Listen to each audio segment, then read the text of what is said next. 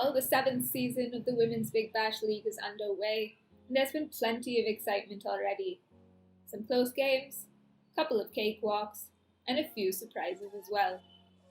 Welcome to this episode of The Outside View, where we'll review Week 1 of the WBBL.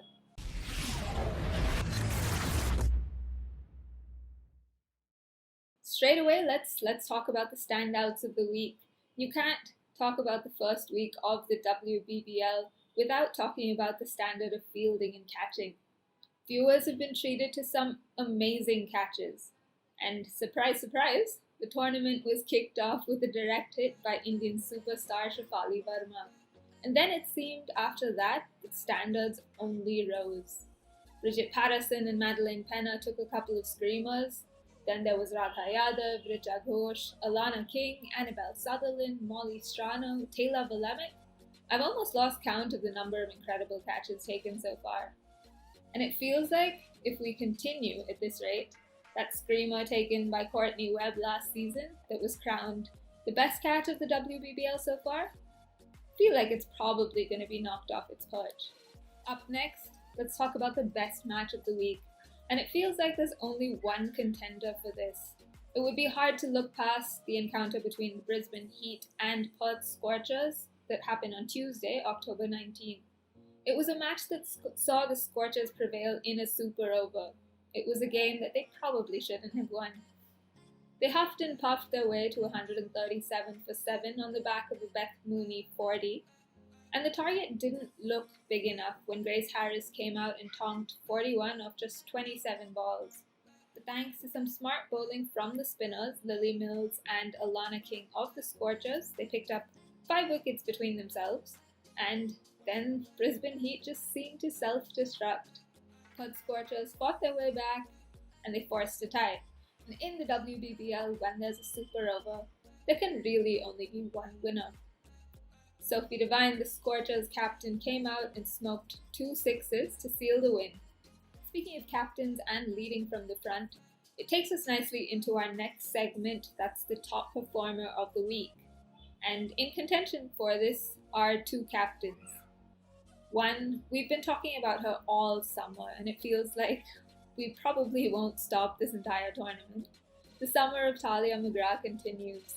She's led from the front and taken Adelaide Strikers to 2 wins in 2 games, and through them scored 92 runs, the second most in the tournament so far, and also picked up 3 wickets. In the first game for the Strikers, she bowled a crucial spell where she picked up 3 for 17 and derailed the chase of Sydney Thunder. After that, she scored a half-century against the Renegades. It was unbeaten, and it was an easy chase in the end for the Strikers. Player number 2 in the top performers is Hobart Hurricanes skipper Rachel Priest.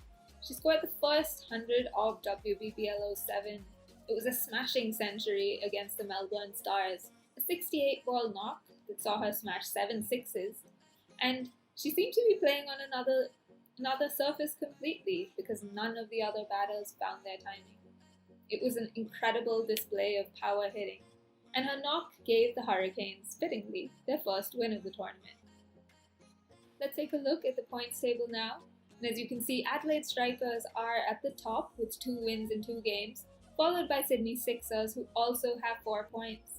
The Sixers, however, have lost a game to the Melbourne Stars, and so far the only team yet to register a win are Sydney Thunder, but they've only played 1 game. The teams will now move to Launceston after playing the first leg in Hobart. Let's now move on to the disappointments of the week. And in my opinion, it's probably a bit too early to point to the players or the teams as disappointments. I mean, of course, there are probably questions around the form of Meg Lanning. The returns of Mignon Dupree haven't been great, but I think there's plenty of time left in the tournament, so I wouldn't be too worried about their form yet. But that, of course, doesn't mean there have been no disappointments. I think the most worrisome or the most heartbreaking news to come out of the tournament so far has been the injury to Georgia Wareham. The Australian leg spinner has been ruled out of WBBL07, having ruptured her ACL in the game against the Adelaide Strikers. Unfortunately for Wareham, she injured the same knee when she was just 14. A reconstruction was done using a synthetic ligament, but the other day's fall meant she ruptured the graft. The injury, unfortunately, has put her Ashes and World Cup hopes in question. Well, let's look ahead now with a bit of hope. What's in store for the next week? Well, there's an action-packed week coming your way, and it begins with a very, very busy weekend. 7 matches over the course of Saturday and Sunday will be followed by 3 more matches through the course of the week. One of the games that I'm most looking forward to is, of course, that Sydney derby that will see 4 Indians come up against each other: Shafali Verma, Radha Yadav versus Smriti Mandana and Deepti Sharma. The defending champions, Thunder, of course, will come into the clash as underdogs. But I think that Sydney Sixers' clash against Melbourne Stars showed a bit of vulnerability. I think the 2-time champions look slightly vulnerable when put under pressure. So if Thunder can get some runs on the board, it will be very, very interesting. So looking forward, there are a lot of questions going into week 2 of the WBBL. Will the strikers maintain their lead at the top of the table? Will they manage to maintain a clean slate? Will the summer of Tahlia continue? Will the Stars cause a few more upsets? And which of the big hitters will shine? That's it from me on this episode of The Outside View. Stay tuned for a review of all the upcoming action next week.